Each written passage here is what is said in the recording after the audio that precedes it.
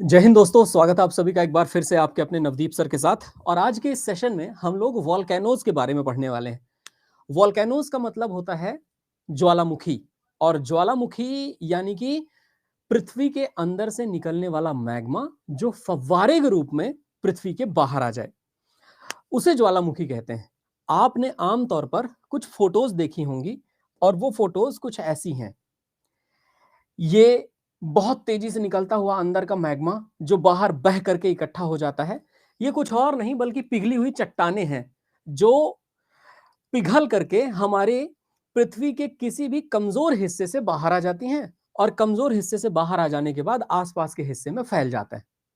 तो कुल मिलाकर के वॉल्केनो के बारे में पढ़ने का मतलब यह हुआ कि आप एक तरह से पृथ्वी के अंदर से निकलने वाले मैग्मा को पढ़ते हो।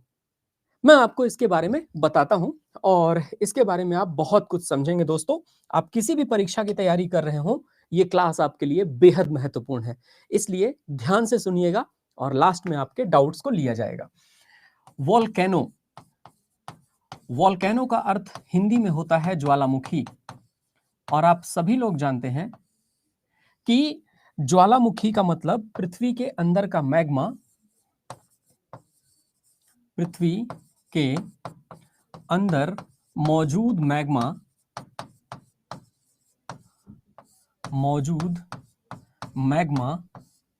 का फव्वारे के रूप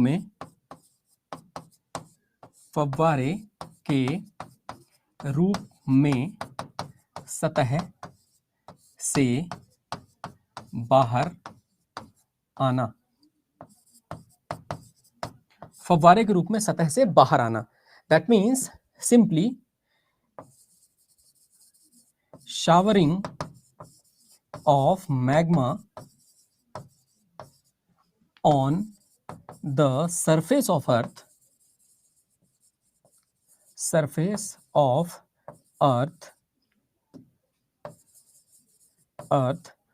coming out from interior of earth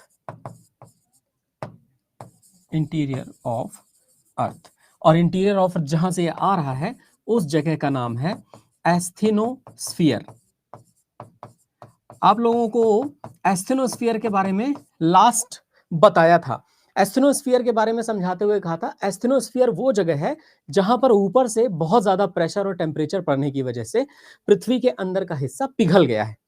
और वो पिघला इसलिए क्योंकि ऊपर से टेम्परेचर और प्रेशर ज्यादा पड़ा।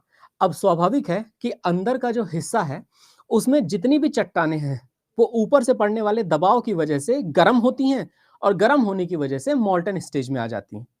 अब आप ये सोचिए कि जिस सतह पे आप खड़े हुए हैं, फॉर एग्जाम्पल यहां आप पृथ्वी पर खड़े हुए हैं, मैं गुड़गांव की बात कर रहा हूं। गुड़गांव में मैं जिस पृथ्वी के ऊपर खड़ा हुआ हूं वो वास्तव में सॉलिड पोर्शन तो है, लेकिन इसके नीचे लिक्विड पोर्शन पर ये रखी हुई है। ये तो वही बात हो गई जैसे एग्जाम्पल के तौर पे मैं कहूं कि आप एक जल जहाज में हैं और किसी शिप में खड़े हैं, लेकिन शिप भले ही सॉलिड हो पर वो शिप किसी एक समुंदर के ऊपर है और समुंदर में जैसे जैसे लहरें उठेंगी वैसे वैसे आपको शिप के ऊपर परिवर्तन आता हुआ दिखेगा। अब वो शिप के ऊपर जो चेंजेस आपको दिखते हैं ना, वो शिप के ऊपर चेंजेस नीचे होने वाले चेंजेस की वजह से ही दिख रहे हैं। सेकेंड पॉइंट ये इंपॉर्टेंट आता है कि अगर शिप कहीं पर कमजोर हो, तो शिप कहीं पे कमजोर है तो पानी वहां से उस शिप के हिस्से को तोड़कर ऊपर फव्वारे की तरह आने की कोशिश करेगा ना। सिंपल सी बात है कि अगर किसी नाव में हम बैठे हुए हैं और उस नाव में एक छोटा सा छेद है तो पानी बहुत तेजी से नाव के अंदर बहुत फव्वारे की तरह आएगा, बहुत एकदम शावर की तरह आएगा। ऐसा ही मैग्मा भी निकल करके आता है हमारी अर्थ के सरफेस पर। मैं आपको बताता हूं कैसे। हमारी पृथ्वी के ऊपर वाला हिस्सा मिट्टी है। मिट्टी को जब हम और खोदते हैं तो जितना खोदेंगे हमको पत्थर मिलेंगे, और ज्यादा खोदा तो चट्टाने मिलेंगी। और ये जो चट्टाने हैं इन पर ऊपर से प्रेशर तो पड़ ही रहा है। इतना ज्यादा प्रेशर पड़ रहा है कि धीरे धीरे अंदर जाते जाते टेम्परेचर चेंज हो रहा है, यानी टेम्परेचर बढ़ रहा है। और जब हम 80 किलोमीटर नीचे चले जाएंगे तो टेम्परेचर और प्रेशर इतना ज्यादा हो चुका होगा कि 80 किलोमीटर नीचे या 100 किलोमीटर नीचे ये सभी चट्टानें पिघल जाएंगी। अब इन चट्टानों में होता क्या है, मिनरल्स होते हैं, लोहा, निकेल, मैग्नीशियम, सिलिकॉन, अन्य अलग तरह के जैसे सल्फर, कैल्शियम, और ये सब कुछ की चट्टाने हैं। और ये चट्टाने जो हैं, ये चट्टाने नीचे हैं तो, लेकिन ऊपर से पड़ने वाले प्रेशर को झेल नहीं पाती, सॉलिड ना रह जाएंगी, लिक्विड हो जाएंगी। मैं आपको कुछ ऐसे दिखाता हूं, जैसे अगर मान लीजिए आप इस इमेज को देखें, ये देख पा रहे हैं, ये लावा निकल रहा है अंदर से, और ये लावा हमारी अर्थ की सरफेस पर देखिए चारों तरफ बहता हुआ दिख रहा है। अब आपको लगता होगा कि यार ये सर ज्वालामुखी हमेशा पहाड़ से ही क्यों निकलता है? एक्चुअली ज्वालामुखी पहाड़ से नहीं निकलता। ज्वालामुखी जब पहली बार फटता है तो उसके चारों तरफ लावा इकट्ठा होकर ठंडा हो जाता है, फिर दूसरी बार, फिर तीसरी बार, फिर चौथी बार, तो धीरे धीरे जहां से लावा निकल रहा होता है ना, वो पहाड़ जैसा बन जाता है। लेकिन अंदर से एक पाइप तो रहती है जिस पाइप से लावा निकलने की जगह हो। पृथ्वी के अंदर मौजूद मैग्मा को मैग्मा कहते हैं, बाहर आ जाए तो उसी को लावा कहते हैं। ये तो वैसी ही बात हुई कि आप घर के अंदर टोनी हो और स्कूल में जाकर के हो गए टिकेंद्र प्रताप। तो नाम अलग अलग है पर चीज एक ही है ना? तो मेरे ख्याल से दोस्तों ये याद रखिए। दूसरा पॉइंट जो मैं इसी के बारे में आपको समझा रहा हूं कि आमतौर पर जो ज्वालामुखी होता है ना, वो ज्वालामुखी फटता है और ज्वालामुखी से बहुत सारी ऐसी गैसेस निकलती हैं। ये गैसेस जो निकलती हैं ना, ये एक तो लावा निकलता है, ऊपर से गैसेस भी निकलती हैं जो हमारी अर्थ के अंदर मौजूद है। मैं अभी उनके बारे में आपको बताऊंगा, पर उससे पहले हम लोग थोड़े से सिद्धांतों को समझ लेते हैं। जैसे ये देखिए, मैग्मा इधर से निकला, इधर से निकलने के साथ ही मैग्मा अपने चारों तरफ इकट्ठा करता गया, जो बहुत सारे लावा का हिस्सा है। अब देखिए, पहले इतना इकट्ठा हुआ, फिर और इकट्ठा हुआ, फिर और इकट्ठा हुआ, और कई बार तो ऐसा भी हो सकता है कि महासागरों के नीचे यानी ओशियन के सरफेस पर लावा फट रहा हो, बार बार ज्वालामुखी फटे, और एक टाइम ऐसा हो कि ये ज्वालामुखी पार करके समुद्र के ऊपर भी दिखने लग जाए। ऐसे जो आइलैंड होते हैं, इन आइलैंड्स को हम कहते हैं वॉल्केनिक आइलैंड्स। जैसे भारत के अंदर एक द्वीप है अंडमान और निकोबार में, जिसका नाम है बैरन। वो बैरन वॉल्केनो से बना है। बार बार वॉल्केनो फटा, वॉल्केनो के फटते फटते धीरे धीरे वो महासागर से भी ऊपर आ गया, और आज उस पर जीवन है। लेकिन जीवन भी इतना नहीं है, वहां पर ज्वालामुखी फटता ही रहता है।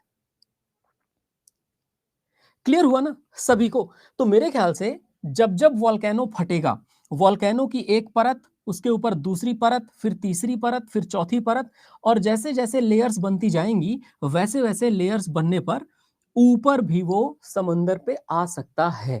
ऐसा भी हो सकता है, ये एक पॉसिबिलिटी है जो एक पिक्चर के माध्यम से मैंने आपको बताने की कोशिश की। ठीक है ना? तो ज्वालामुखी कहीं पर भी फट सकता है, बशर्ते बात यह है कि वहां की जमीन कमजोर हो। जैसे एग्जाम्पल देता हूं आपको, मान लो कि मैं कहता हूं कि हमारी पृथ्वी है, ठीक है, और ये जो हमारी पृथ्वी है, इस हमारी पृथ्वी में यहां पर ऐसे बड़ी बड़ी सी चट्टाने हैं जो अंदर की तरफ है। हो सकता है कि यहां अंदर मौजूद जो लावा है, इस लावा को इस चट्टान के बीच से निकलने की जगह मिल जाए ऐसे, और अगर किसी चट्टान के बीच से निकलने की जगह मिली तो वो हमारी सतह पर आकर के ऐसे फव्वारे की तरह ब्लास्ट होगा ना। उसको कहीं से भी जगह मिल सकती है। जो मैग्मा नीचे से ऊपर आना पाता है या ऊपर आना चाहता है, उस मैग्मा को ऑलरेडी ऊपर से दबाव डाला जा रहा है। आप कभी किसी बाल्टी में रखे पानी पर आप ऐसे दबाव डालेंगे थाली रख के, तो अगर उस थाली में छेद होगा तो बहुत तेजी से पानी उस छेद से ऊपर की तरफ आएगा ना। एग्जैक्टली सेम है यहां पे भी, वही फिजिक्स का नियम लग रहा है। और जैसे ही ये तेजी से ऊपर की तरफ कहीं से घूमते फिरते आएगा, वो तेजी से आकर के ऊपर ब्लास्ट हो जाएगा, फवारे की तरह निकलेगा एकदम। दूसरा, जब ये यहां से ऊपर तरफ आ रहा होगा तो अंदर की तरफ ग्राउंड वाटर भी मौजूद है। ग्राउंड वाटर तो आप जानते हो ना, ग्राउंड वाटर का मतलब जो भूमिगत जल है, वो भूमिगत जल भी इसके अंदर मौजूद है। अब ये बात तो आप भी जानते हो कि जब भूमिगत जल पे लावा गुजरेगा या उससे होकर के गुजरेगा तो वो इसको बना देगा वेपर्स, भाप। और जब ये वेपर्स बन जाएंगे तो इनको जगह और ज्यादा चाहिए होगी। देखो, अगर पानी पानी है तो 4 डिग्री सेल्सियस पर पानी को सबसे कम जगह चाहिए, डेंसिटी सबसे ज्यादा होती है। लेकिन जैसे ही टेम्परेचर बढ़ेगा तो उसकी डेंसिटी घटेगी, उसका वॉल्यूम बढ़ता जाएगा। और जब पानी का आयतन बढ़ रहा है, पानी का घनत्व घट रहा है, तो गैस बनने पर तो वो और ज्यादा जगह चाहिए ना उसको, क्योंकि उसका जो आयतन है, आयतन और ज्यादा बढ़ गया। तो जैसे ही वॉल्यूम बढ़ा, जो लावा निकल रहा था उसको और तेजी से पानी निकालने की कोशिश करेगा, क्योंकि पानी को खुद को भी तो निकलना है। सो पानी नीचे से वाटर वेपर्स बनने के बाद और तेजी से मैग्मा को लेकर ऊपर आता है। और जब पानी और तेजी से मैग्मा को लेकर ऊपर आता है तो ये वाली जो एक सिचुएशन बनती है ना, इस सिचुएशन के बनने के लिए वाटर वेपर्स भी जिम्मेदार हैं।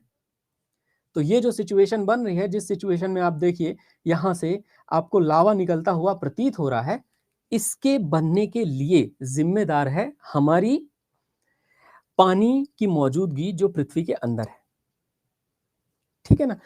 तो अब देखो दोस्तों, पहाड़ों के आसपास, समंदर के किनारे आमतौर पर क्यों ज्यादा ये ज्वालामुखी फटते हुए प्रतीत होते हैं? क्योंकि बैलेंस ऑफ प्रेशर वहीं पर डिफरेंट है।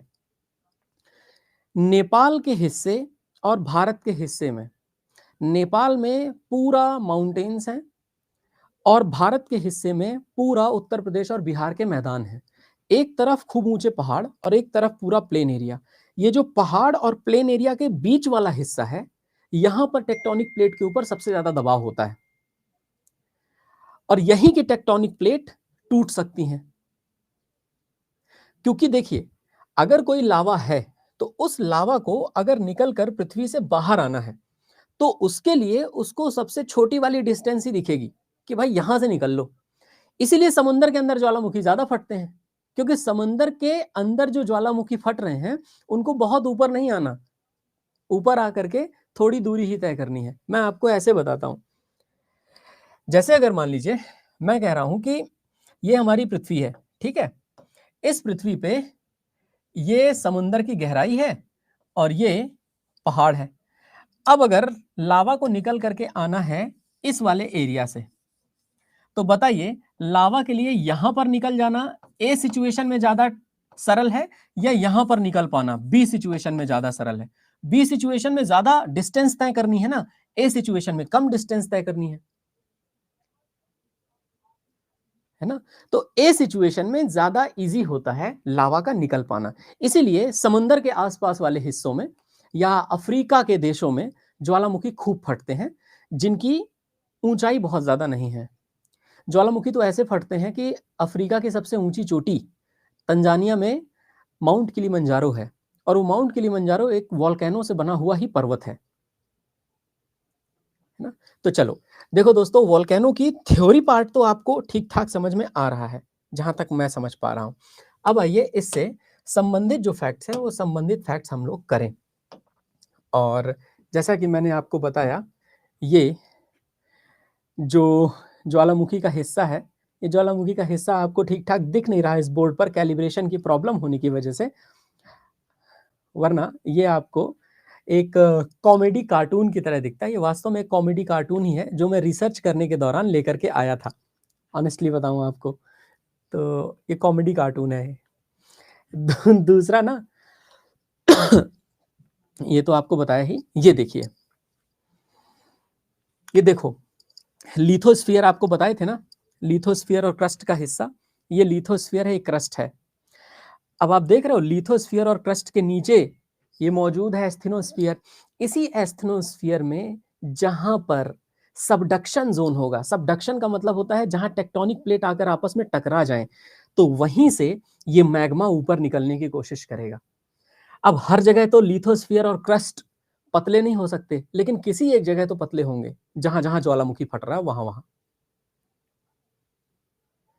अब बताओ, अब क्लियर हुआ सभी को कि कैसे ज्वालामुखी फटता है? वही जो एस्थेनोस्फीयर का मैग्मा है ना, वो निकल करके हमारी पृथ्वी पर आता है सतह पे। लेकिन हाँ, याद रखिएगा, वो कोर से निकल के नहीं आता। बहुत सारे स्टूडेंट्स को ये दिक्कत होती है, वो सोचते हैं कि सर कोर भी तो पिघला हुआ है, कोर से निकल के बाहर आता होगा क्या? नहीं, यही एस्थेनोस्फीयर से ही बाहर आ जाता है, यही वाला लावा, यही एस्थेनोस्फीयर में मौजूद मैग्मा। तो चलिए, तो मेरे ख्याल से अब आप समझ गए होंगे कि ऊपर से पड़ने वाला जो प्रेशर है, ऊपर से पड़ने वाला प्रेशर हमेशा नीचे की चीज को ऊपर लाने के लिए प्रेशराइज करता है।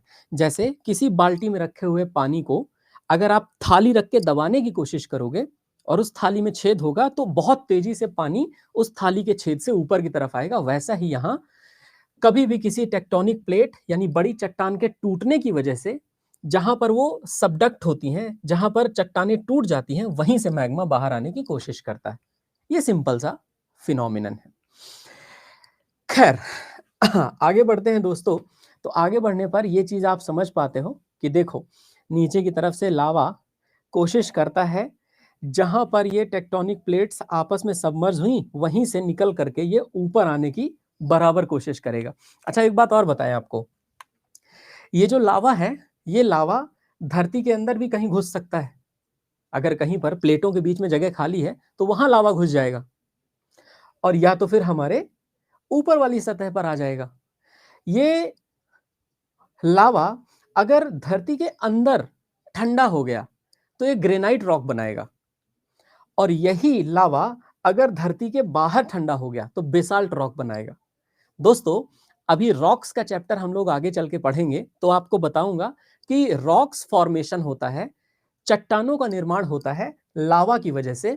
अगर पृथ्वी के अंदर यानी हमारी अर्थ के अंदर इंटीरियर में इस लावा के ठंडे होने की वजह से रॉक्स बनी, चट्टानें बनी, तो उनको इंट्रूसिव इग्नियस रॉक्स कहते हैं, आंतरिक आग्नेय शैलें। और अगर यही हमारी पृथ्वी के सतह पर बनी यानी हमारे सतह पर आकर सरफेस पे आके तो उसे हम एक्सट्रूसिव इग्नियस रॉक्स कहते हैं, जिसे हिंदी में कहा जाता है बाह्य आग्नेय शैलें।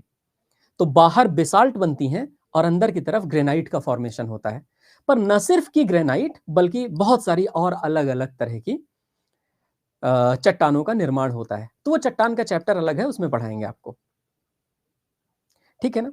तो देखो दोस्तों हमारी कोई भी, जैसे हिमालय की ही हम बात करते हैं तो हिमालय आखिरकार टकराने की वजह से ही तो बना है ना, कि एक हिस्सा जा करके दूसरे हिस्से से टकराया और जब एक टेक्टोनिक प्लेट दूसरे से टकराती है तो फोल्ड बनते हैं। जैसे देखिए मैं कहता हूं कि इधर से ये टेक्टोनिक प्लेट है और इधर ये फिक्स है, जैसे ही ये टकराएगी ये देखिए फोल्ड बनेंगे ऐसे। ये नॉर्मल सरफेस है, जब इधर से प्रेशर पड़ेगा तो इधर से प्रेशर पड़ने से ये ऊपर हिस्सा उठेगा। यही है फोल्ड माउंटेन्स, इन्हीं को कहते हैं वलित पर्वत। वलय होता है, जबरदस्ती इधर से दबाया गया, एक तरफ से प्रेशर पड़ा, दूसरी तरफ तो फिक्स है, तो फिर ऊपर उठेंगे, टेक्टोनिक प्लेट आपस में सबमर्ज होंगी और वो ऐसे ऊपर उठ जाएंगी। ऐसे ही पर्वतों का निर्माण होता है। तो कोई पूछता है क्वेश्चन अगर आपसे कि हिमालय के अंदर का हिस्सा, कोर का जो हिमालय है वो क्या है, आप बताइए कि सर ग्रेनाइट है। वो टेक्टोनिक प्लेट आपस में टकराई, उन्हीं के बीच में जाके मैग्मा फुल हो गया और मैग्मा फिल हुआ, टेक्टोनिक प्लेट आपस में टकराई थी, ग्रेनाइट बन गया। हिमालय का कोर ग्रेनाइट का है। जैसे किलिमंजारो जो है, किलिमंजारो का कोर किसका है, बेसाल्ट का। अंदर की तरफ किलिमंजारो भी ग्रेनाइट ही है, लेकिन बाहर निकल निकल करके जो लावा ठंडा हुआ है वो बेसाल्ट चट्टाने हैं किलिमंजारो में, है ना। समझ में आ रहा है ना कि एक अकेले टेक्टोनिक प्लेट वाली थ्योरी से रॉबर्ट वैगनर साहब ने पर्वतों के निर्माण का, ज्वालामुखी के आने का और अर्थक्वेक, अगर ये टेक्टोनिक प्लेट आपस में टकराएंगी ये लावा के ऊपर थोड़ा बहुत भी ड्वेल करेंगे तो ऊपर हमको ऐसे ऐसे शेकिंग प्रतीत होगी ना। वो जो शेकिंग होती है अर्थ सरफेस पर, झटके आते हैं, उनको अर्थक्वेक कहते हैं। सेम कारण की वजह से होता है, टेक्टोनिक प्लेट के हिलने की वजह से ऊपर झटके महसूस होते हैं, है ना। तो तीनों का, चट्टानों के बनने का, पहाड़ों के बनने का, अर्थक्वेक यानी भूकंप आने का और ज्वालामुखी फटने का कारण एक ही है, टेक्टोनिक प्लेट में बदलाव आना, यानी बड़ी चट्टानें जो पृथ्वी के अंदर हैं उनमें मूवमेंट होना। तो ये बहुत सरल टॉपिक है दोस्तों, और मेरे ख्याल से मैंने इन वीडियोस के माध्यम से इसे और इजी बनाया आपके लिए। तो आप लोगों को समझ में आया ना इन वीडियोस के माध्यम से कि कैसे मैग्मा कहां से कहां आता है, ठीक है। तो ये मेरी रिसर्च के दौरान मैंने ढूंढी है सारी फोटोज, और कुल मिलाकर के यही बताने की कोशिश की कि दो चट्टानें टकराई और उसी चट्टानों के टकराने वाले क्षेत्र को हम सबडक्शन जोन कहते हैं। आइए समझा जाए और भी बढ़िया तरीके से इसको, फिर एक्टिव और डोरमेंट वोल्केनो की लिस्ट को भी जानेंगे। तो ये तो हम लोग समझ गए कि वोल्केनो यानी ज्वालामुखी होता क्या है। अब हमको वोल्केनो के बाद वाले अंडरस्टैंडिंग पर चलना है। ये देखिए मैग्मा का जो चेंबर होता है, ये मैग्मा का चेंबर जिसका हिस्सा होता है उसे एस्थेनोस्फीयर कहते हैं। तो इसके बारे में मैंने आप सभी को बताया ही है, एस्थेनोस्फीयर और मैग्मा का चैम्बर एस्थेनोस्फीयर, एस्थेनोस्फीयर को हिंदी में कहा जाता है दुर्बलता मंडल। अच्छा, लैकोलिथ, ये शब्द याद रखिएगा, ये मैं अभी जब चट्टाने पढ़ाऊंगा तब आपको बताऊंगा। लैकोलिथ, सिल, बैथोलिथ, फैकोलिथ और डाइक, ये सब चट्टाने हैं अलग अलग तरह की। लावा के पृथ्वी के अंदर ठंडा होने की वजह से, लावा नहीं, इसको यहां पर लिख देते हैं मैग्मा, मैग्मा के पृथ्वी के अंदर ठंडी होने की वजह से बनी चट्टान। तो इस चट्टान के बारे में हमें भी आगे पढ़ना है, तो इस पे आप अभी टेंशन मत लीजिए, फिलहाल हम आगे चल करके जानकारी आपको बताते हैं। ये देखिए, ये नीचे का हिस्सा एस्थेनोस्फीयर का है, एस्थेनोस्फीयर से मैग्मा ऊपर की तरफ आया। अब देखिए, ये जो मैग्मा ऊपर की तरफ आ रहा है, ये जिस जगह से होकर आ रहा है इसे हम लोग वेंट कहते हैं। वेंट का मतलब होता है पाइप, तो इसे हिंदी में कहा जाता है ज्वालामुखी पाइप, है ना। ये हो गया। फिर दूसरा हिस्सा जो है वो ये है कि ये जहां से निकल कर बाहर आता है, ये जो ज्वालामुखी का मुख है इसको क्रेटर कहते हैं, और क्रेटर को हिंदी में कहा जाता है उद्गार मुख। तो यहां पर एक बहुत इंपॉर्टेंट पॉइंट है जिसे कहते हैं क्रेटर, और क्रेटर को कहा जाता है उद्गार मुख। ठीक है, अब देखिएगा एक और पॉइंट यहां पे आता है कि भाई क्रेटर से क्या क्या निकलेगा। तो एक तो अंदर से लावा निकल रहा है, लावा ने वहां अंदर के पानी को भी वाष्प बना दिया तो वो भी निकलेगी। अब वो जो वाष्प है उसी में पिघले हुए लावा के कैल्शियम मैग्नीशियम जैसे कण घुल जाएंगे, तो वो जलवाष्प जब निकलेगी तो वो जलवाष्प के अंदर बहुत सारे खनिज भी होंगे जिनने पानी का पीएच लेवल भी गिरा दिया होगा। तो वो पानी जब जलवाष्प बना जो जमीन के अंदर मौजूद है उसका पीएच लेवल भी गिरा, और जब वो ऊपर बादल बनेगा तो एसिड रेन भी करवाएगा, तो गैस भी बना और वाटर वेपर्स भी बने। तो इसीलिए इसको कहते हैं ऐश क्लाउड। ऐश क्लाउड का मतलब होता है राख के बादल। अब एक बड़ा बढ़िया क्वेश्चन पूछा गया था कि ये बताइए क्रेटर लेक क्या कहलाती है, उद्गार मुख झील हिंदी में। तो देखो, कोई ज्वालामुखी फटा, अब ज्वालामुखी फटने के बाद शांत हो गया, तो स्वाभाविक है कि यहां तक तो ऑलरेडी लावा भरा हुआ था। अब ये जो लावा है ये ठंडा होकर चट्टान बनेगा, और चट्टानें समय के साथ टूट टूट करके मिट्टी बन जाती हैं। यानी कुल मिलाकर के मिट्टी का निर्माण तो चट्टानों से ही हुआ है, और ये पूरी प्रोसेस को पेडोजेनेसिस कहते हैं। मैं अभी आगे चल करके जब सॉइल पढ़ाऊंगा तो वहां आपको डिटेल में बताऊंगा। अब आप ऐसे समझिए कि अगर ये जो ज्वालामुखी का मुख है यानी कि जो क्रेटर है, इसमें समय के साथ विस्फोट नहीं हुआ, धीरे धीरे इसके ऊपर लावा ठंडा होकर चट्टान बना, चट्टान धीरे धीरे टूट करके मिट्टी बन गई। जब पानी बरसेगा तो पानी बरसने के बाद इस मुख में भर जाएगा, क्योंकि एकदम लेवल तक तो लावा भरा नहीं रहता ना, लावा तो ऐसा होगा। तो जब यहां पर पानी भर जाता है तो इसको क्रेटर लेक कहा जाता है। तो अगर आपसे कोई पूछे ना कि ये जो क्रेटर लेक है ये क्रेटर लेक कैसे बनती है, ये जो ज्वालामुखी के मुख में उद्गार मुख झील है ये कैसे बनती है, तो ये पानी बरसता है और भर जाता है ऐसे ज्वालामुखियों के मुख पर जो ज्वालामुखी बड़े लंबे समय से फटे नहीं है। क्लियर हुआ सभी को? तो ज्वालामुखी का फटते रहना यानी कि एक्टिव वोल्केनो, और ज्वालामुखी ना फटे तो फिर वो एक्सटिंक्ट वोल्केनो। जैसे पता है आपको, पूरे महाराष्ट्र का हिस्सा जो दक्षिण का पठार है, वो महाराष्ट्र का हिस्सा एक समय ज्वालामुखी हुआ करता था, इसीलिए वहां की मिट्टी काली है। मध्य प्रदेश के मालवा के पठार का हिस्सा, गुजरात का जो पूरा काठियावाड़ वाला क्षेत्र है, वो एक समय ज्वालामुखी फटते थे वहां। आज भी वहां पे जो पहाड़ी है ना, गिरनार हिल, वो भी एक तरह की वॉल्केनिक हिल ही है, मतलब ज्वालामुखी के फटने से बना हुआ पहाड़ है। छोड़ो उनको।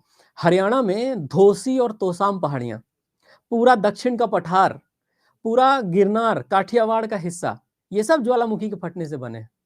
पहले ये ज्वालामुखी थे, अब नहीं फटते, स्वाभाविक है, सवाल भी पैदा नहीं होता। क्लियर हुआ ना? तो मैं अभी आपको इनके बारे में डिटेल में बताता हूं। फिलहाल दोस्तों यहां तक अगर आप समझ गए हैं तो आप ये भी समझ सकते हैं कि ये जो लेयर्स ऑफ ऐश बता रहे हैं, ये हैं राख, है ना, की परतें। स्वाभाविक है, परत दर परत राख जमती जाएगी। और ये जो लावा फ्लो है, लावा फ्लो का मतलब है लावा का प्रवाह, लावा का प्रवाह। मैंने आपको एक चीज बताने की कोशिश की थी, उसको आप जरा ध्यान से समझिएगा। वो है यहां पर पैरासिटिक कोन, ये जो शब्द लिखा हुआ है यहां पर थोड़ा ध्यान से। ये जो पैरासिटिक कोन है ना, पैरासिटिक कोन का मतलब ये कि जब लावा निकल रहा होता है बाहर, और निकलते निकलते अचानक से कोई ऐसी कमजोर सी जगह पा जाए, जिस कमजोर सी जगह में ये पर्वतों के हिस्से से निकल जाए। जैसे ये वाली कमजोर जगह थी, इस कमजोर जगह से लावा निकला, तो एक कमजोर जगह से अगर लावा निकला है तो ये पैरासिटिक कोन है ना, बहुत कमजोर कमजोर जगह से निकला हुआ है ये। क्लियर हुआ सभी को? तो देखो, इनकी जो इंग्लिश लिखी हुई है, इन्हीं इंग्लिश की मैंने हिंदी की है। पैरासिटिक कोन है, वेंट पाइप होता है, क्रेटर का मतलब उद्गार मुख होता है, ऐश क्लाउड का मतलब राख के बादल, लेयर्स ऑफ ऐश का मतलब राख की परतें, लावा फ्लो का मतलब लावा का प्रवाह, और सिल और लैकोलिथ ये चट्टाने हैं, ये रॉक्स हैं। इन रॉक्स के बारे में अभी एक चैप्टर ही पढ़ेंगे हम लोग, तो डिटेल में समझ जाएंगे। रही बात एस्थेनोस्फीयर की, asthenosphere is responsible for magma creation. ठीक है, तो चलो देखो दोस्तों, यहां तक हम लोग समझ गए। जैसा कि मैंने आपको बताया वोल्केनोस के बारे में, वोल्केनो इतना कोई टफ टॉपिक नहीं है कि जो समझा नहीं जा सकता, आराम से समझा जा सकता है। Volcano is a crack or mouth present on the surface of the earth that brings out hot lava, gas, ash, etc. ये सब तो है ही, क्या ही कहा जाए। दूसरा, ज्वालामुखी क्रिया के दो घटक होते हैं, इंडोजिनस और एक्सोजिनस। इंडोजिनस का मतलब होता है कि पृथ्वी के अंदर, और पृथ्वी के अंदर जो भी होता है that is called inside the earth. और दूसरा है पृथ्वी की सतह पर, सतह पर, तो इसका मतलब है on the surface of the earth. तो इनसाइड द अर्थ और on the surface of the earth, अंतर्जात यानी इंडोजिनस फैक्टर्स, एक्सोजिनस फैक्टर्स यानी पृथ्वी की सतह पर बहिर्जात फैक्टर्स। क्लियर हुआ? आगे चलें। तो आगे चलकर दोस्तों, ये मैंने आपको बताया था, अब आपको याद आ गया होगा कि एस्थेनोस्फीयर होता है नीचे। चलिए, इंडोजिनस और एक्सोजिनस ये तो मैंने आपको बता ही दिया। और तीन तरह के ज्वालामुखी होते हैं वैसे, और ये जो तीन टाइप्स हैं, इनमें से एक होता है सक्रिय ज्वालामुखी, जो हमेशा फटता रहता है। सब भारत में इसका एक एग्जाम्पल है।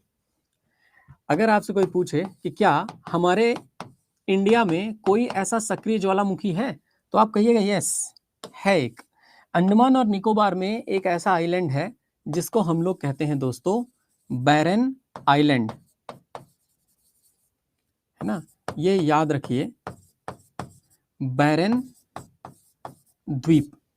और ये जो बैरन द्वीप है, ये बैरन द्वीप या बैरन आइलैंड, ये भारत का एक आइलैंड है। ये कहाँ है? तो याद रखिएगा, ये अंडमान व निकोबार द्वीप समूह है, वहां पर मौजूद है। अंडमान एंड निकोबार, इसमें लगातार वॉल्केनिक इरप्शन होता रहता है। तो वॉल्केनिक इरप्शन होना आम बात है, स्वाभाविक है कि जहां पर भी जगह मिलेगी वहां पर वॉल्केनो फटता रहेगा। खैर, अगर एक्टिव की बात करें हम लोग, तो एक्टिव के अलावा दूसरे होते हैं जो होते हैं डोरमेंट। मतलब ये काफी दिनों से नहीं फटे, लेकिन हो सकता है कि फट जाएं। सिंपल सी बात है, मतलब पॉसिबिलिटी है कि प्रसुप्त ज्वालामुखी फट सकता है। मैं आपको इसका एक एग्जांपल देता हूं। लोग कहते हैं, जियोलॉजिस्ट लोग या जो फिर भूगर्भ शास्त्री होते हैं, उनको ऐसा लगता है कि कोई भी ज्वालामुखी फट सकता है, तो अगर वो फट सका तो उसको हम लोग डोरमेंट से फिर एक्टिव की कैटेगरी में डाल देंगे। तो मुझे आज तक यही नहीं समझ में आया कि डोरमेंट वाले हैं कौन से। भाई जब तक नहीं फटता तब तक आप मान करके चलते हो कि यार ये नहीं फट रहा, और आप पता भी नहीं कर सकते कि कौन सा ज्वालामुखी कब फट जाएगा। जैसे मॉनसून का हम पता लगा लेते हैं ना, मौसम विभाग ये पता लगा लेता है कि कब बारिश होने वाली है, लेकिन ज्वालामुखी का पता नहीं लगाया जा सकता कि कब फटने वाला है। अर्थक्वेक का भी पता नहीं लगाया जा सकता कि कब अर्थक्वेक कहां पर आ जाएगा। हाँ, ये बात जरूर है कि हम ये पता लगा सकते हैं कौन सी जगह पर अर्थक्वेक आ सकता है, लेकिन ये पता नहीं लगा सकते कि अर्थक्वेक कब आएगा। समय नहीं पता लगाया जा सकता। तो कोई भी जियोलॉजिकल मूवमेंट, यानी जो भूगर्भ शास्त्रीय गतिविधियां होती हैं, सॉरी, उन भूगर्भ शास्त्रीय गतिविधियों को हम पता नहीं लगा सकते। भूगर्भिक जितनी भी अभिक्रियाएं हैं, जितनी भी प्रतिक्रियाएं हैं, जितना भी प्रोसेस है, उसका पता नहीं लगाया जा सकता। ठीक है ना? तो देखो दोस्तों, अर्थक्वेक के हम जोन बांट सकते हैं कि इस जोन में अर्थक्वेक आता है तो यहां संभावना बनती है। जैसे जो पहाड़ों से मैदानों के बीच का क्षेत्र है, वहां पर अर्थक्वेक आता है। जैसे Nepal, Nepal earthquake prone zone है। लेकिन मध्य प्रदेश की बात करिए तो मध्य प्रदेश में जो पहाड़ हैं, विंध्य और सतपुड़ा, वहां पर नहीं आता अर्थक्वेक। बहुत रेयर है कभी देखने को मिल जाए कि अर्थक्वेक आया था। तो मैं ये बताया ना आपको कि ये तो पता लगाया जा सकता है कि कहां पर आता है, लेकिन ये पता नहीं लगाया जा सकता कब आएगा। ठीक है? डोरमेंट या प्रसुप्त ज्वालामुखी जो होते हैं, इनका एक एग्जाम्पल देता हूं तो आपको थोड़ा आइडिया लगेगा कि सर मैं कहना क्या चाहता हूं। ध्यान से देखो, मैं आपको बताता हूं। आपने साउथ अमेरिका का नाम सुना है? साउथ अमेरिका एक महाद्वीप है, इसको कहते हैं दक्षिण अमेरिका। और दक्षिण अमेरिका में एक देश है जिसका नाम है कोलंबिया।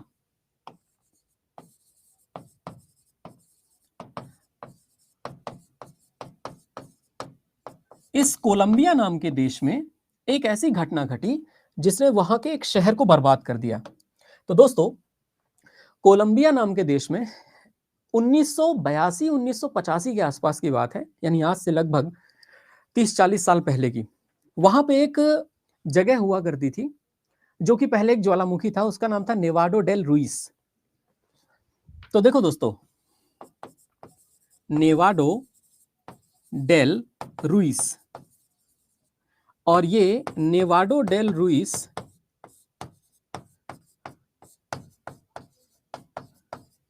नाम की जो जगह हुआ करती थी, इस नेवाडो डेल रुइस नाम की जगह को एक वॉल्केनो माना जाता है। वॉल्केनो कहने का मतलब यह है कि ये एक तरीके का, समझ के चलिए आप लोग, कि ये एक एक्टिव वॉल्केनो ना होकर के एक डोरमेंट वॉल्केनो था, मतलब कि शांत पड़ा हुआ था। अचानक इसमें विस्फोट हुआ 390 साल बाद। इरप्टेड आफ्टर 390 ईयर्स, है ना?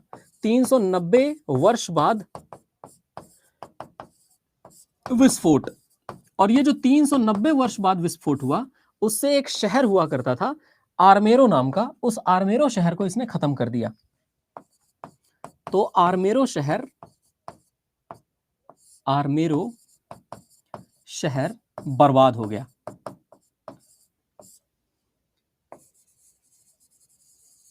आर्मेरो सिटी डेवेस्टेटेड। अब आप सोचिए, ये होते हैं प्रसुप्त ज्वालामुखी, जो सोए पड़े हैं तो सोए पड़े हैं, अचानक जागेंगे तो अचानक जागने पर सब कुछ विनाश कर देंगे। ऐसा कुछ हुआ है, इनको आप डोरमेंट की कैटेगरी में रखते हो। लेकिन जैसे अब महाराष्ट्र का दक्षिण का पठार है, वो एक्सटिंक्ट है, अब वो ना फटेगा, नहीं फटेगा, अब संभावना भी नहीं बनती। ठीक है, तो एक्सटिंक्ट का मतलब कि जो कभी आज से लाखों साल पहले फटता रहा होगा। पता कैसे लगाया कि ज्वालामुखी यहां फटता था 1 लाख साल पहले? वहां की मिट्टी से। ज्वालामुखी जहां जहां फटता है ना, वहां वहां काली मिट्टी होती है। काली मिट्टी वॉल्केनिक ओरिजिन की ही है। तो जहां जहां काली मिट्टी पाई जाती है, आप मान करके चलिए कि वहां वहां ज्वालामुखी फटा होगा। मैं आपको एक इजी बताता हूं ट्रिक। मैंने अपने एसएससी अड्डा चैनल पर एक शॉर्ट्स डाला था कुछ दिनों पहले। मेरे घर के पास, सतना जिले के पास में, सतना से पन्ना के पास एक नदी है जो बहती है, उसका नाम है केन नदी। और केन नदी पे जब मैं पहुंचा तो वहां पर एक छोटी सी जगह है जिसको कहते हैं रने वाटरफॉल। रने वाटरफॉल की एक खासियत थी कि रने वाटरफॉल पे एक जगह पर 5 अलग अलग तरह की चट्टानें हैं। वहां ग्रेनाइट भी है, वहां फेल्सपर भी है, वहां पर आई थिंक रोडोक्रोसाइट भी है। 5 अलग अलग चट्टानें हैं। पूरे एशिया के अंदर कहीं ऐसा एग्जाम्पल देखने को नहीं मिलता जहां 5 अलग अलग तरह की चट्टानें एक साथ दिखती हों। पर बावजूद उसके वहां पे 5 अलग अलग तरह की चट्टानें हैं, क्योंकि कभी वहां ज्वालामुखी फटा था। वहां पर नदी बहती है तो सेडिमेंट्री रॉक्स होने के भी चांसेस बनते ही हैं। और तो और ज्यादा टेम्परेचर और ज्यादा प्रेशर होने की वजह से अलग अलग टेम्परेचर और प्रेशर ने वहां पर मेटामॉर्फिक रॉक का क्रिएशन भी किया है। तो मैं आपको ये आगे चल करके पढ़ाऊंगा, बताऊंगा आपको। लेकिन आपने ये समझा ना कि बेसाल्ट चट्टानें जहां भी मौजूद हैं, वो बेसाल्ट चट्टानें सिर्फ और सिर्फ एक ही कारण से बनी है, और वो कारण है ज्वालामुखी के फटने की वजह से। जैसे हिमालय है, हिमालय में तो बेसाल्ट चट्टानें नहीं है। हिमालय टेक्टोनिक प्लेट के मुड़ने से जरूर बना है, लेकिन हिमालय में कोई ज्वालामुखी नहीं फटा है जिस वजह से वहां बेसाल्ट चट्टानें हो। हिमालय की चट्टानों के अंदर वाला हिस्सा तो ग्रेनाइट का ही है, कोर तो ग्रेनाइट है, लेकिन ऊपर बेसाल्ट नहीं है। सिंपल। पर अगर आप कभी वेस्टर्न घाट्स की तरफ जाएंगे तो वेस्टर्न घाट भी हालांकि फोल्ड की वजह से बना है, लेकिन ऊपरी हिस्सा आपको काली मिट्टी का दिखता है। इसका मतलब आप समझते हैं, ग्रेनाइट नीचे की तरफ और बेसाल्ट ऊपर की तरफ रही होगी। ठीक है ना? तो मेरे ख्याल से आपको ये समझ आ गया है कि डोरमेंट वॉल्केनो कौन सी कैटेगरी है। फिर आते हैं डेड वॉल्केनो। डेड वॉल्केनो को दोस्तों इंग्लिश में एक्सटिंक्ट वॉल्केनो कहा जाता है। TINCT, extinct volcano. हिंदी में कह दिया जाए तो इसे कई बार कई सारे भूगर्भ शास्त्री विलुप्त ज्वालामुखी की कैटेगरी में भी रखते हैं, जो अब नहीं फटते। तो इसमें विश्व के अलग अलग ज्वालामुखी हैं। वैसे अगर आपसे कभी कोई पूछे कि विश्व में कौन कौन से ज्वालामुखी हैं जिनको आप डेड वॉल्केनो की कैटेगरी में रखते हो, तो दोस्तों डेड वॉल्केनो की कैटेगरी में विश्व की अगर बात करें वर्ल्ड में, तो विश्व में सबसे पहले एक जगह आती है, ईरान की बात कर लेते हैं। आप सभी जानते हो कि ईरान में एक है जिसका नाम है कोह सुल्तान और एक है देवमेंद। ठीक है, तो ये याद रखिएगा, कोह सुल्तान ये भी एक समय पर ज्वालामुखी ही हुआ करता था, अब फटना बंद हो गया। और देवमेंद, इसे देवमेंद भी कहते हैं, दवमंद भी कहते हैं, और देवमेंद तो चलो मैंने कह ही दिया। अलग अलग लोग हैं, अलग अलग प्रोनाउंसिएशन होते हैं इनके। फारसी प्रोनाउंसिएशन अलग होता है, और यूं कहो कि जो उर्दू प्रोनाउंसिएशन वो अलग है। मैं आपको ऐसे ही बता देता हूं। देखो दोस्तों, एक शब्द होता है जिसे हम लोग कहते हैं पहाड़। पहाड़ हिंदी का शब्द है, लेकिन पहाड़ को अगर सही हिंदी में संस्कृत के तत्सम शब्दों में डाला जाए तो ये पर्वत कहलाता है। पर्वत को फारसी में कहते हैं कुह, लेकिन पर्वत को उर्दू में कहते हैं कोह।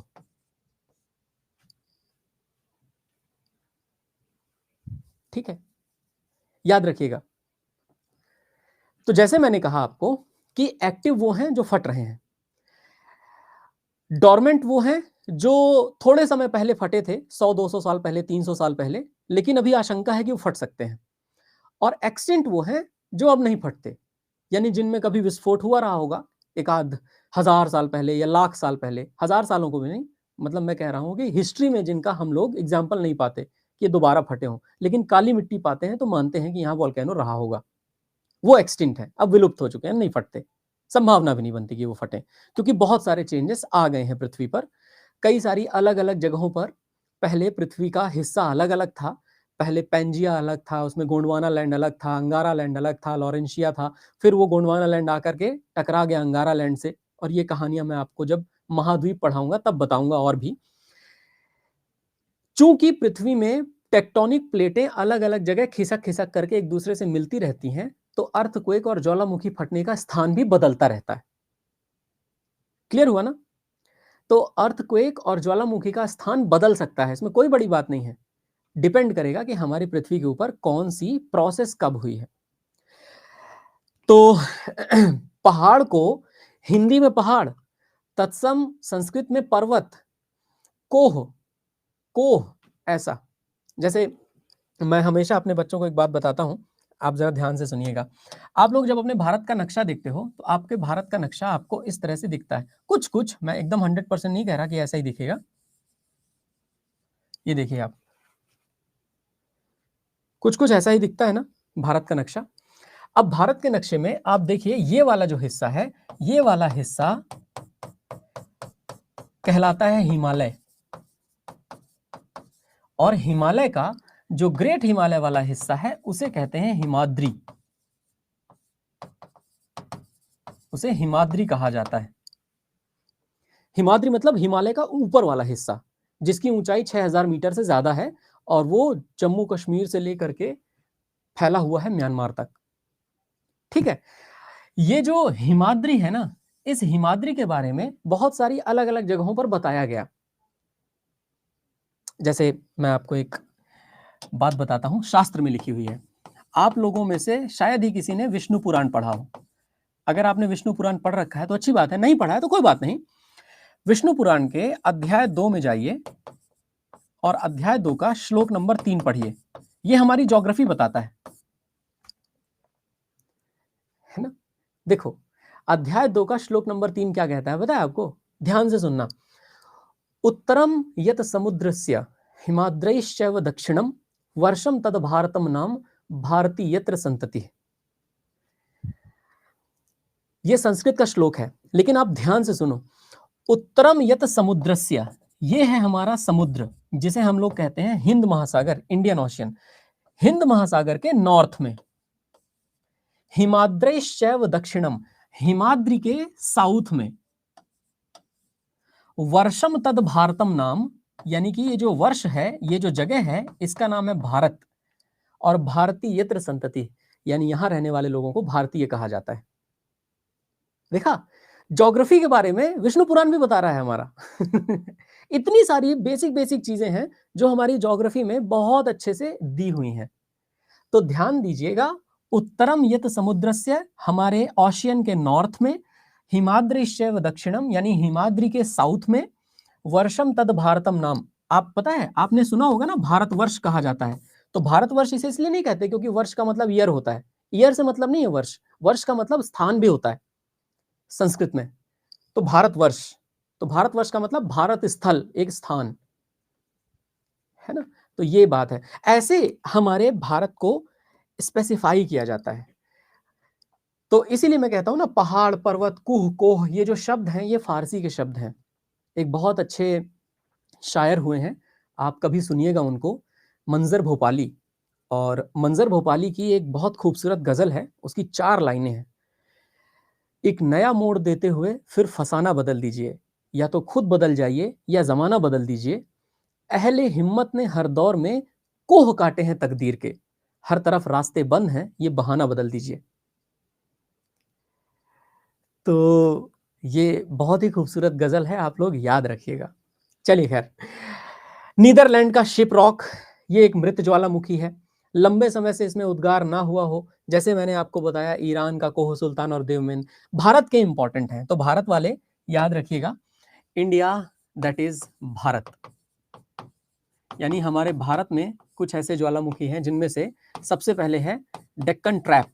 डेक्कन ट्रैप का मतलब दक्षिण का पठार। दक्षिण का पठार। दूसरा है ज्वालामुखी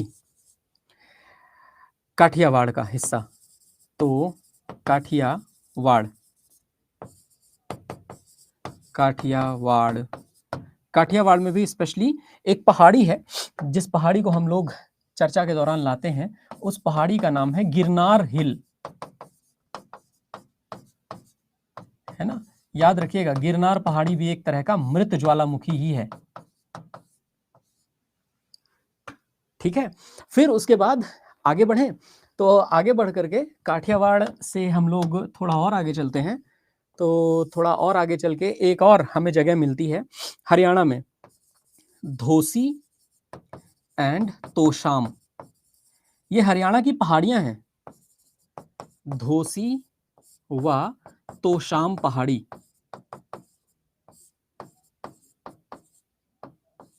धोसी व तोशाम पहाड़ी हरियाणा, इनके बारे में लिख देता हूं यहां पे, हरियाणा। और फिर इसके बाद और कौन सी जगह हो सकती है जो भारत के अंदर एक तरह से ज्वालामुखी ही है?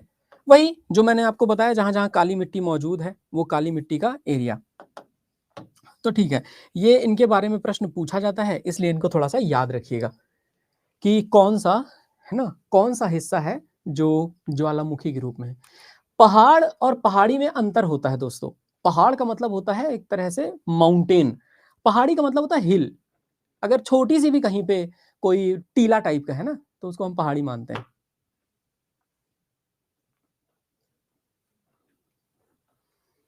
ठीक है ना। तो क्लियर हो गया दोस्तों सभी को। अब आगे चलें, तो आगे चलते हुए हम लोग ज्वालामुखी के क्षेत्रों पर एक चर्चा कर लेते हैं। दोस्तों हमारे भारत में और पूरे विश्व में अलग अलग जगह पर अलग अलग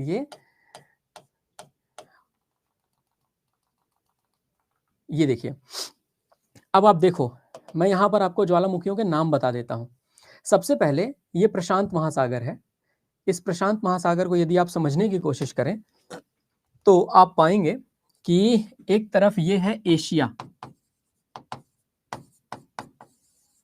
सभी जानते हो आप, एशिया में ये देश है जापान, ठीक है। अब आप सोचेंगे ना, जापान में सबसे ज्यादा ज्वालामुखी क्यों फटते हैं, जापान में भूकंप क्यों आता है? तो जापान में ज्वालामुखी फटना और जापान में भूकंप आने के पीछे कारण पता है, सिंपल सा है, यहाँ पे ज्वालामुखी बड़े फटते हैं यार। जापान में फ्यूजियामा है, ऐसे ही फट जाता है। वैसे भी छोटे छोटे 4 द्वीपों को मिला के तो जापान बना हुआ है, उनके अगल बगल ज्वालामुखी फटा तो वो खुद ही शेक हो जाते हैं बेचारे। ठीक है, ये तो ऑस्ट्रेलिया है ही, इसको तो आप जानते हो, ऑस्ट्रेलिया। फिर दूसरी तरफ यहाँ उत्तर अमेरिका और दक्षिणी अमेरिका है, तो ये वाला हिस्सा जो है ये उत्तरी अमेरिका का है, और नीचे का हिस्सा तो आप जानते हो ये दक्षिणी अमेरिका का है। और यहाँ पर बहुत सारे ऐसे ज्वालामुखी हैं जिनका मैं नाम लिखूंगा और उनको आप ध्यान से देखिएगा, ठीक है। जैसे देखिए यहाँ पे अजुफ्रल, मिस्त्री, ओसोर्नो, कैटोपैक्सी, है ना, पूरस, और उसके अलावा पैरिक्यूटिन है, इजाल्को है, पोआस है, माउंट रेनर ना, Mount Saint Helens, Mount Lassen, Katmai, और यहाँ फ्यूजियामा कहाँ गया हमारा, खैर। फिर Mount Mayon, Mount Merapi, Mount Dempo, Mount Krakatoa, Mount Semeru, ये सब इंडोनेशिया की तरफ है। मैं इसको जूम करके दिखाता हूं ऐसे, ये देखो दोस्तों, अगर आपसे कोई पूछे ये जो आपको ऐसा दिख रहा है ना, सूरज सा चमकता हुआ, ये ज्वालामुखी की ही लोकेशन है, ठीक है ना। और इस पूरे हिस्से को कहा जाता है Pacific ring of fire. Pacific ring of fire का मतलब होता है प्रशांत महासागरीय ज्वालामुखी पेटी, प्रशांत महासागरीय ज्वालामुखी पेटी। अब आप ध्यान से देखो, माउंट रूफेव और माउंट नगराहोय, ये दोनों तो खैर चलो हैं ज्वालामुखी, इनके बारे में पूछा नहीं जाता। ये जो जावा ट्रेंच है, जावा ट्रेंच का मतलब हिंद महासागर का सबसे गहरा स्थान, इंडियन ओशन की सबसे डीपेस्ट पॉइंट जावा ट्रेंच ही है। बताऊंगा आपको जब हाइड्रोलॉजी पढ़ाऊंगा, यानी कि महासागरों के बारे में बताऊंगा। यहां देखो फिलीपींस के पास है मेरियाना ट्रेंच, बताया था मैंने प्रशांत महासागर में सबसे गहरी जगह है ये, 11,022 मीटर की, तो ये भी याद रखिए। ठीक है, mount Sumeru, mount Krakatoa, mount Dempo, mount Merapi, ये चारों इंडोनेशिया में। माउंट मेयो, माउंट ताल, वो तो चलो छोड़ दो, है ना। क्यूलिश्वेक्या, इसको भी छोड़ दो, है ना। सिशाल्दीन, पैवलोव और कतमाई, इनका याद रखिएगा, ये अलास्का और एल्यूटन आइलैंड की तरफ है। यहां पर एक द्वीप भी है जो ज्वालामुखी फटने से ही बना है, उसका नाम है हवाई। हवाई आइलैंड जो है ये दुनिया में दूसरा स्थान है जहां पर सबसे ज्यादा बारिश होती है, चेरापूंजी और मासिमराम के बाद। हवाई द्वीप भी ज्वालामुखी फटने से बना है। तो हवाई आइलैंड ये जो एशिया और अमेरिका के बीच में है प्रशांत महासागर पे, हवाई आइलैंड का निर्माण भी ज्वालामुखी फटने से हुआ। खैर, फिर उसके बाद देखो नॉर्थ अमेरिका में माउंट रेनर और माउंट सेंट हेलेंस। माउंट क्यों कह रहा हूं? माउंट का मतलब माउंटेन, ज्वालामुखी फटते फटते माउंटेन बन गया तो माउंट नाम दे दिया, बाकी और कुछ नहीं है। फिर यहां पर देखिए दोस्तों, माउंट कैटोपैक्सी, माउंट मिस्टी, माउंट अजुफ्रल, माउंट ओजोर्नो, ये जो अमेरिका है। जैसे कोई आपसे क्वेश्चन पूछे ना कि सबसे ऊंचा ज्वालामुखी कौन सा है, ठीक है, अगर आपसे कोई पूछ दे कि सबसे ऊंचा ज्वालामुखी, हाईएस्ट, तो हाईएस्ट एक ज्वालामुखी है दोस्तों, हाईएस्ट सबसे ऊंचा, तो सबसे ऊंचा कहां है? ये दक्षिण अमेरिका में है, इन साउथ अमेरिका। और ये साउथ अमेरिका की दूसरी सबसे ऊंची चोटी भी है, दक्षिण अमेरिका। इसका नाम है ओजोस डेल सेलेडो। ये वैसा ही नाम है ना जैसे नेवाडो डेल रुइस, पता नहीं कौन सी भाषा है ये, पर ये ऐसा ही नाम है इसका, Ojos del Salado. Ojos del Salado, इसकी ऊंचाई है 6,893 मीटर। समझ सकते हो, 7 किलोमीटर ऊंचा भाई साहब। Ojos del Salado south America की दूसरी सबसे ऊंची चोटी और एक ज्वालामुखी है जो कि दुनिया का पहला सबसे ऊंचा ज्वालामुखी, नंबर 1। निचले मत पूछना, निचले का मेरे को भी आइडिया नहीं है, क्योंकि कौन सा ज्वालामुखी कब फटा, 1 मीटर लेयर बनी होगी तो मुझे नहीं पता, पर वो पूछता भी नहीं एग्जाम में। ये वाला हाईएस्ट सबसे ऊंचा, क्लियर हुआ सभी को? तो सबसे ऊंचा ज्वालामुखी जो साउथ अमेरिका की दूसरी सबसे ऊंची चोटी है उसका नाम है ओजोस डेल सेलेडो। ये अर्जेंटीना और चिली के बॉर्डर पर है। साउथ अमेरिका की सबसे ऊंची चोटी का नाम है ये लो अकोंकागुआ, और अकोंकागुआ की ऊंचाई है 6,959 मीटर, 6959, और इसकी 6893 ओजोस डेल सेलेडो की। अकोंकागुआ और ओजोस डेल सेलेडो। अभी ओजोस डेल सेलेडो इसलिए बताया क्योंकि ये ज्वालामुखी है, अकोंकागुआ तब बताएंगे जब आपको कॉन्टिनेंट पढ़ाएंगे, डोंट वरी अबाउट दैट, ठीक है, क्लियर हुआ? इन सब के पीडीएफ्स जो हैं वो आपको मिल जाएंगे। खैर, फिर मिड कॉन्टिनेंटल स्ट्रिप है, इतनी ज्यादा इंपॉर्टेंट नहीं है, मिडिल अटलांटिक स्ट्रिप। हाँ, आपसे टाइप के बारे में पूछा जा सकता है, और आज तक यहां से एक ही क्वेश्चन पूछा गया है कि कैल्डेरा क्या है। और कैल्डेरा जो पूछा गया है ना दोस्तों, कैल्डेरा में आपको ये बताना है कि कैल्डेरा एक तरह का वॉल्केनो है, बस इतना ही पूछा गया आज तक, एक क्वेश्चन यहां से बनता है। बाकी ये वॉल्केनो के अलग अलग प्रकार हैं, तो मैंने शेप लिखा है, और शेप लिखने के बाद आपको बताया है कि देखिए कैसे कैसे अलग अलग तरीके से। कैल्डेरा में क्या होता है कि ऊपर की तरफ लावा आता है, फिर आसपास की मिट्टी को वहीं धंसा देता है ना, तो आसपास की मिट्टी को धंसा दे तो उसे कैल्डेरा कहते हैं। ये कैल्डेरा का एक टाइप है। चलिए, तो अभी देखो दोस्तों, इसके आगे ना ये क्वेश्चंस रखे हैं मैंने, इन क्वेश्चंस को हल कीजिएगा, इनका आंसर अगली स्लाइड में होता है। जैसे ये क्वेश्चन है रिंग ऑफ फायर कहाँ है, आंसर है ए, ठीक है। अभी तो आप इसको करिएगा, फिर उसके बाद हम भी आपको और क्वेश्चन कराएंगे अर्थक्वेक वाली क्लास में। तो आज तो कोई डाउट नहीं रहा होगा मेरे ख्याल से, मैंने काफी शुरू से ही एक्सप्लेन किया, अच्छे से एक्सप्लेन कर दिया है आपको। बहरहाल जो भी डाउट हो, टॉपिक टेस्ट का डिस्कशन जब करेंगे तो उस पर हम लोग आपके डाउट्स को बढ़िया से 1 घंटे डिस्कस करेंगे, तो टेंशन आपको लेने की जरूरत ही नहीं, मैं हूं ना, don't worry, I am there. Thank you दोस्तों, ख्याल रखो, बाय बाय, टेक केयर। और जहां पे वीडियो डाउनलोड करने का नीले रंग का ऑप्शन आता है, वहीं पर आपको मिल जाएगी ये पीडीएफ।